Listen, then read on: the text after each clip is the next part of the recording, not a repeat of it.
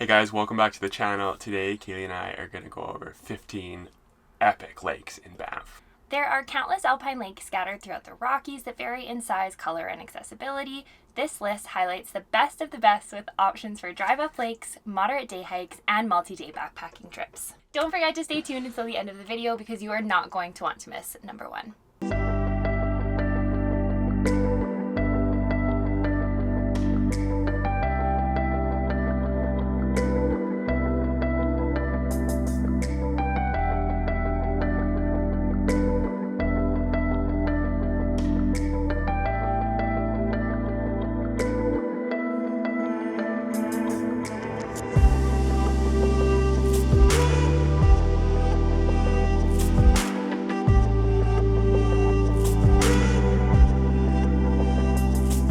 For those of you who don't know us, I'm David. I'm Kaylee. And we run a travel and adventure blog called Made to Explore. We are passionate about activities that get you outside and off the beaten path. We've got a ton of hiking, van life, adventures. So if you haven't already, hit that subscribe button and the bell to be notified when we make new videos. We'd love to have you around. Starting off our list at number 15 is Vermilion Lakes. This is a beautiful spot just outside of the town of Banff. You can actually walk here from the town. You've probably seen photos of the spot. If you want to go here during sunrise or sunset, it is stunning. The lake and the backdrop of Mount Rundle is just a place you have to visit. Number 14 on the list is Waterfowl Lakes. This place, in our opinion, is very underrated. It's on the Icefields Parkway. It oftentimes gets overshadowed by other lakes on the parkway, which we will talk about later. It is literally just off the highway. You'll see it when you're driving by, and there are multiple stops. Sometimes these stops can get kind of busy, but usually they're actually pretty quiet, so it is worth stopping and checking out this lake for sure. Number 13 on the list is Lake Minnewanka. This is a massive lake that is also really close to the town of Banff and is a very popular spot, but it is well worth it because the mountain views that you see are just insane. Yeah, you can hike the shoreline. People you can actually boat on this lake. You can scuba dive in this lake. There's a lot of lot of different activities that you can do in this area. It does get popular. There's a pretty big parking lot, but it tends to get quite full. So if you're planning to go, we would say go early or a little bit later in the day. Number 12 on the list is Peyto Lake. This is a hike-in lake in Banff National Park, and it is so beautiful. We actually hiked in once and spent the night right by the shore. It was absolutely stunning. Highly recommend doing that. Yeah, but if you can snag a spot, they go really quick, so you got to be on the ball. Yeah, it can also be done as a day hike. It is 13.2 kilometers with 911 meters of elevation gain. It's honestly a bit of a grind, but it is very worth it. You ditch a ton of the crowds in Banff, and it's like a perfect turquoise lake. The bugs can be pretty bad at this lake, so make sure to pack your bug spray. Number 11 on the list is Two Jack Lake. This lake is in between Minnewanka and Banff. It is a very popular spot. Yeah. It's a very popular spot. So going here early in the morning would be my recommendation. But the backdrop, like a lot of these lakes, is just so beautiful. Yeah, it's a really cool place to visit. There is a lakeside campground if you are lucky enough to get a spot here. Again, very popular. It fills up quickly because it's so close to Banff. If you are visiting Banff in the spring, there's a road that goes basically it's a big loop. It goes to Lake Minnewanka and then it goes to Two Jack Lake. And they wait to open that road. I think they leave it as a wildlife corridor in the spring. We have biked this road and it is absolutely gorgeous and there's way less people at the lake. So if you're looking to avoid the crowds and you're visiting in the spring, that's a really cool idea. Elk and sheep frequent this area too, so keep an eye out for wildlife. If you are visiting the Canadian Rockies this summer, we've created a 98-page travel guide that details all of our favorite places. We have spent the past 12 years exploring Banff, Jasper, Yoho, Kootenay, and Kananaskis country, and this guide includes all of the best lakes, viewpoints, day hikes, backpacking trips, natural hot springs, activities, camping spots, and more. We have just updated it for the 2023 season, and we can't wait to share it with you. We will link it below and at the end of this video.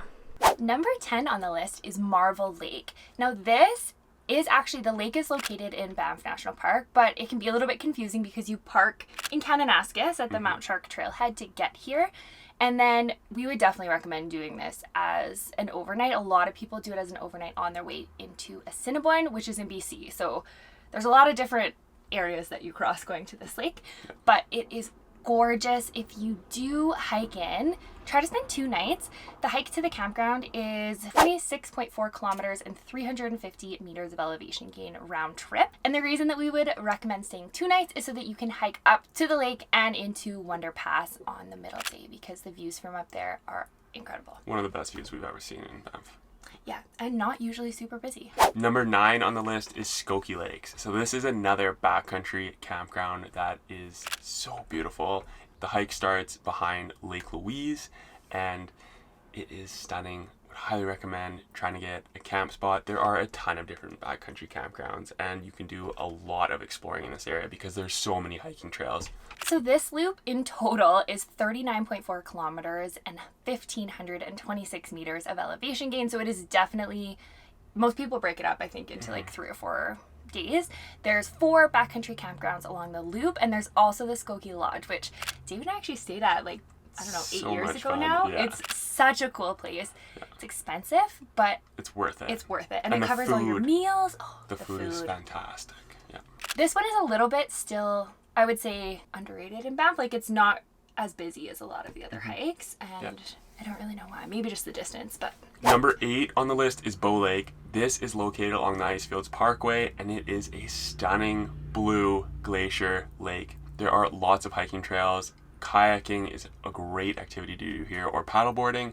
This lake is just off the highway. There's no way you can miss it. Definitely worth the stop. Yeah, there's a couple of hikes you can do from here. Jimmy Simpson Jr. is a great one. And then there's also a hike to the Bow Glacier Falls, I believe, that you can do from the lake. Yeah.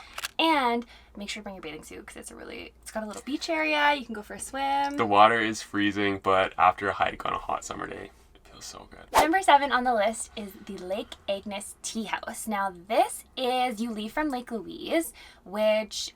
gets very crowded. We'll talk a little bit about that later. This hike is 7.4 kilometers and 435 meters of elevation gain. Going up to the tea house is a really good way to ditch some of the crowds.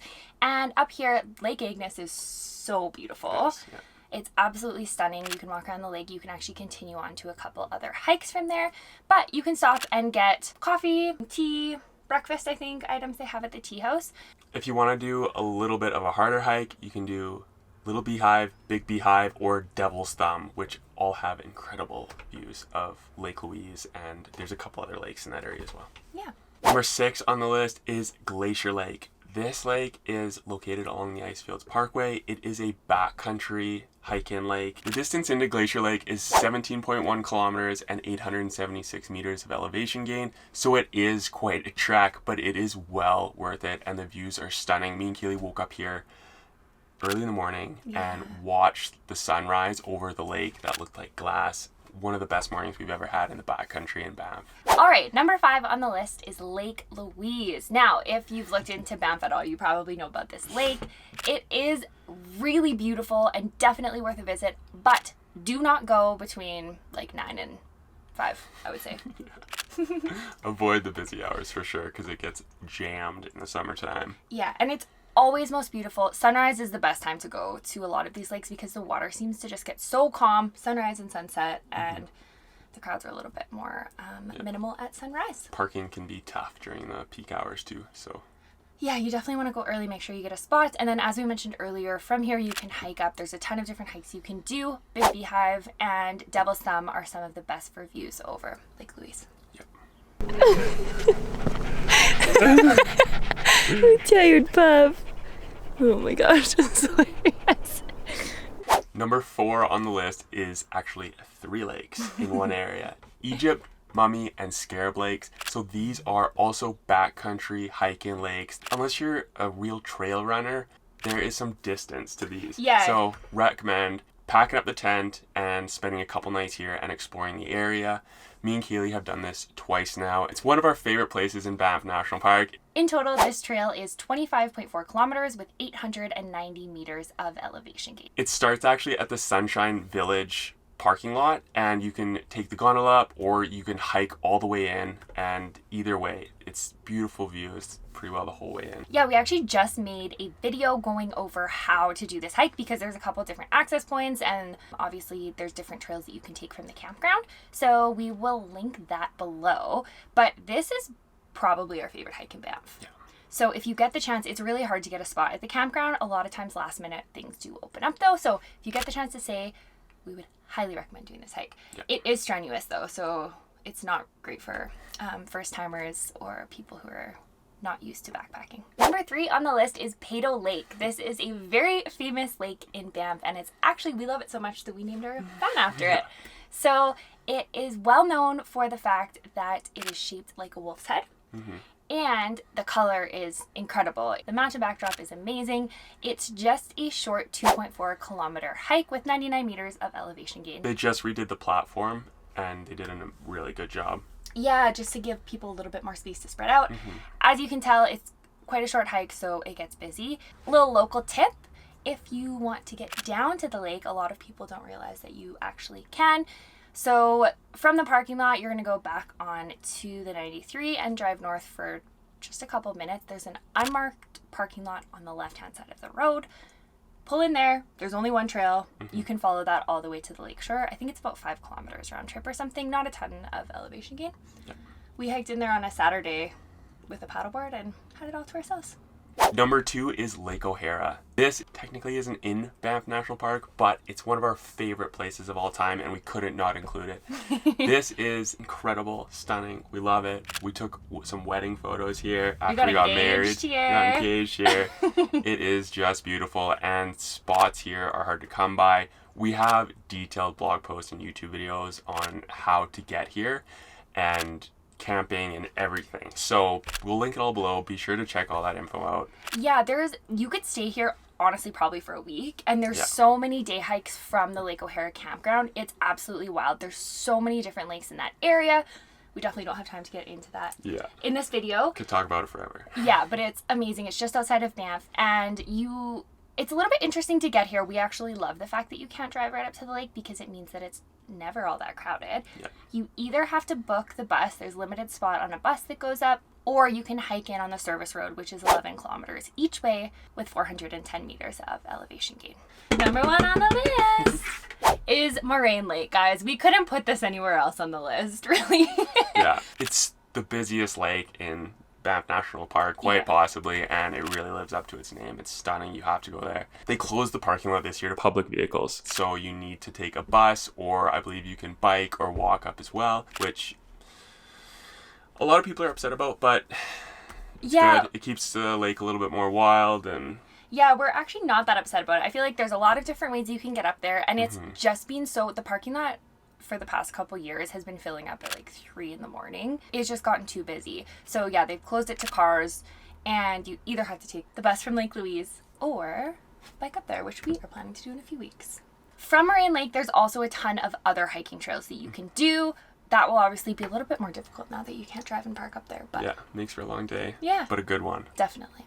There are so many lakes in Banff National Park, but those are our 15 favorites. If you found this video useful, be sure to like and subscribe to the channel. Yeah, it would really help the channel, and we would love to have you around for our adventures. Yeah.